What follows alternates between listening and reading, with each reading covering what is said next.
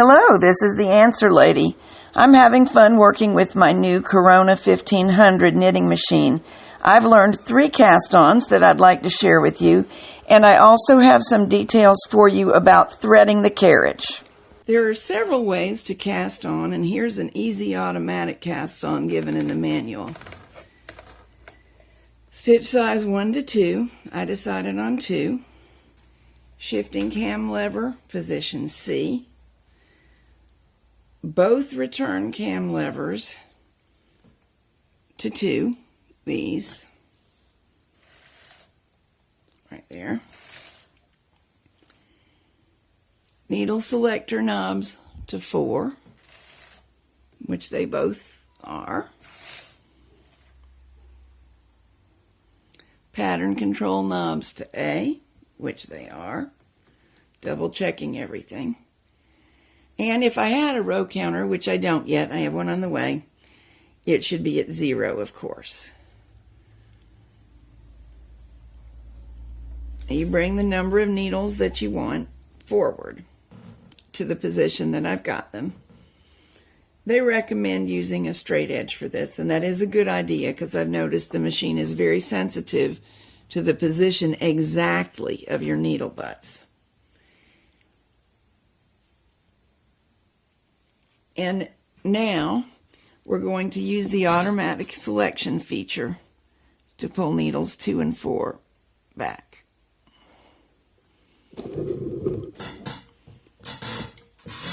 And thread the carriage.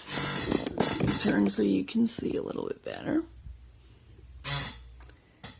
It's pretty ordinary, straightforward. She says, getting it wrong because you're watching. There we go. It's pretty intuitive. The diagram, like most diagrams, is hard to see in the old copies of the manuals, but I think you can figure it out. Basically, the yarn needs to go through a hole in the top, but that's reached by zigging and zagging there. And then there's a pair of overlapping arms that make something that functions as an eyelet there. You have to hold on to the yarn tail as you knit across the first time because there's nothing securing it.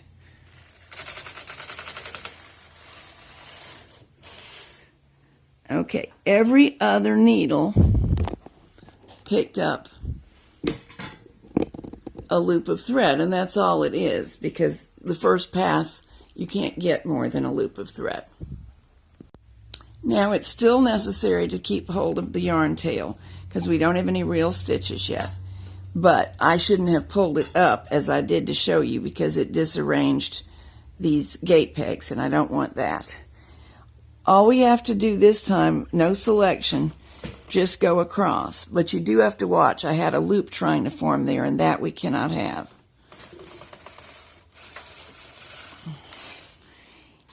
Now, on the first batch of needles that picked up a loop the first time across, there's a true stitch. There's just a loop of yarn over the others.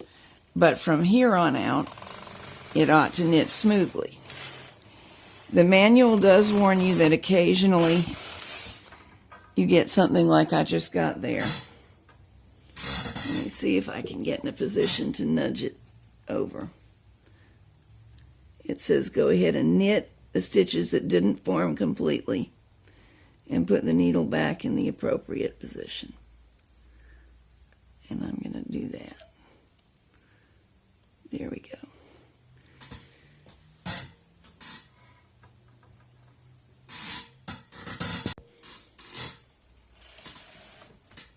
The manual also warns that for the first 10 to 15 rows, there may be a tendency for the edge to roll under. And it was very stiff knitting. I just realized my mistake.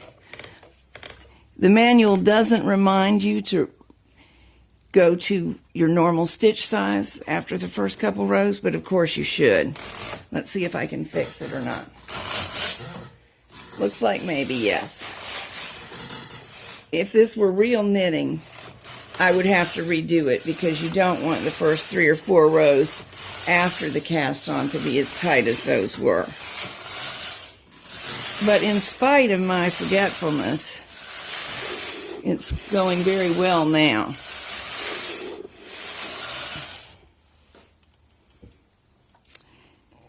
See the the work curling under?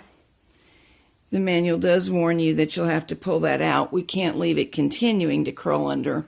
It will eventually become a big wadded mess. So let's keep knitting.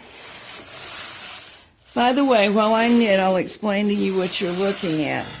That's shelf matting, the kind you put in drawers to keep things from rolling around too much, or to put in a cabinet that's holding glasses so that you won't bang them when you put them away.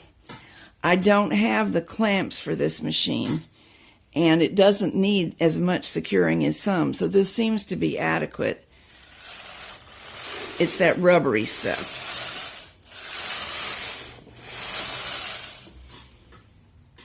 There we go. Definitely past the worry zone. Nice, neat edges. And this cast on is a quickie. It's not especially beautiful.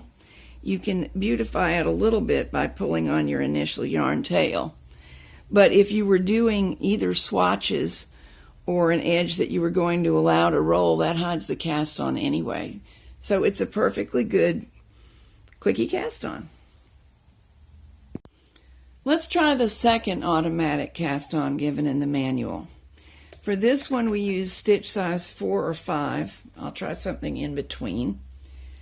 Both of these levers, return cam levers, come out to 2. I've got this one too. Let's see where to put the TC button. It is in position C. We need these selectors to be at number 4. And we need a certain number of needles, whatever we need, to be brought forward to position C. There we go. We're going to push the second and fourth needle back to B. I'm going to thread up the carriage.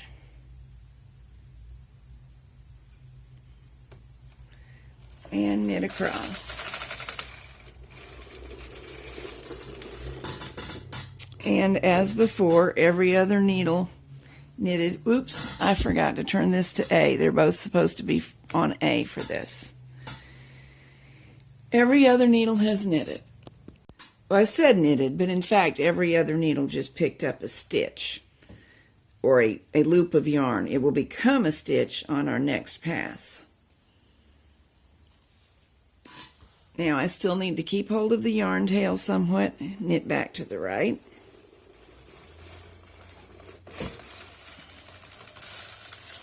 Now every needle has either one strand of yarn or a real stitch on it.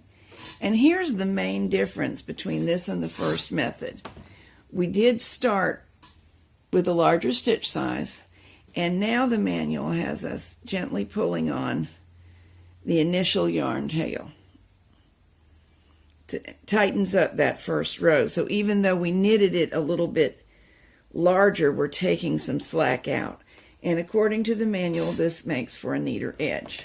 So let's turn up to 6, which is the stitch size I'm using to knit this yarn. Knit a few rows and see what we think.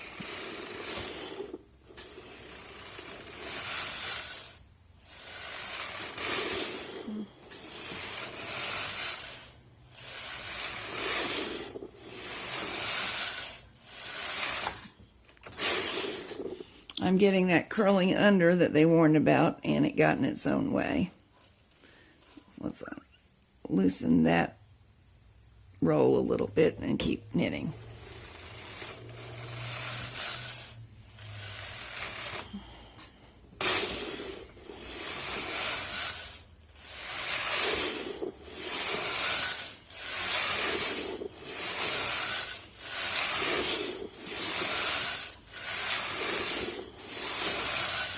Now we should be at a point where we can get a look at that cast on. Definitely time to pull the work out from under. Yes, I would have to agree. We did succeed in neatening up the edge. There's not a loopiness to it. Let me see if I can zoom for you.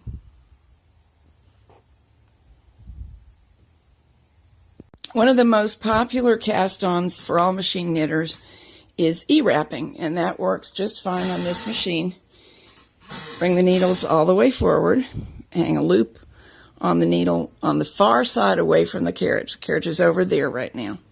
Usually we do this left to right, and you make the cursive letter E around each needle with the yarn. Notice that my left thumb is catching each loop. If you try to do it like without a thumb, it's very much harder to control the yarn. But if your thumb holds it down, then you can proceed on to the next one seamlessly. Then we make letter E's. We try not to make them too loose or too tight. You are more likely to err on the side of too tight. Now let's move this so you can see the carriage getting threaded.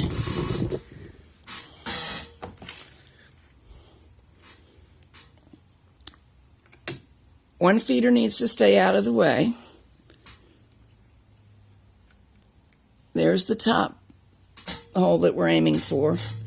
And on the bottom is a pair of little arms.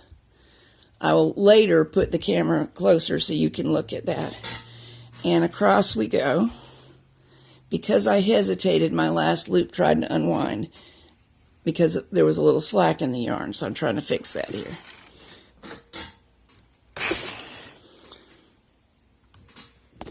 And every single needle actually made a stitch. This one did not knit off properly, so I'm going to fix it by hand. Bring these out again.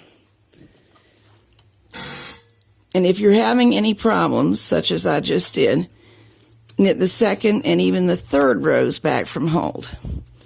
Of course, in order to knit back from hold, both of these levers need to be forward on number 2 for this machine.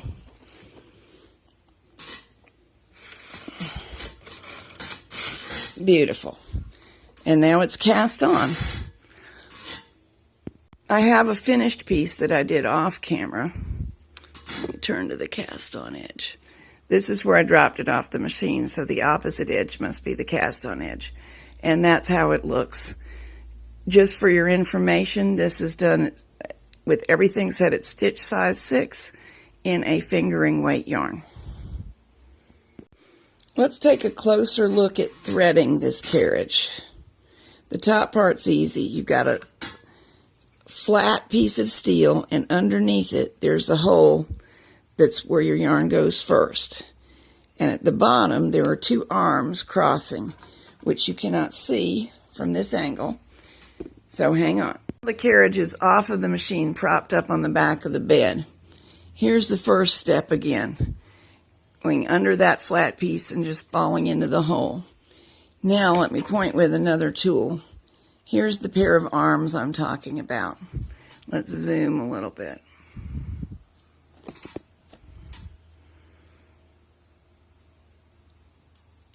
Right there. And in order to thread, you go behind the outer arm, which is on the left, and behind the inner arm, and it behaves like an eyelet, though it isn't an eyelet, and now it's completely threaded.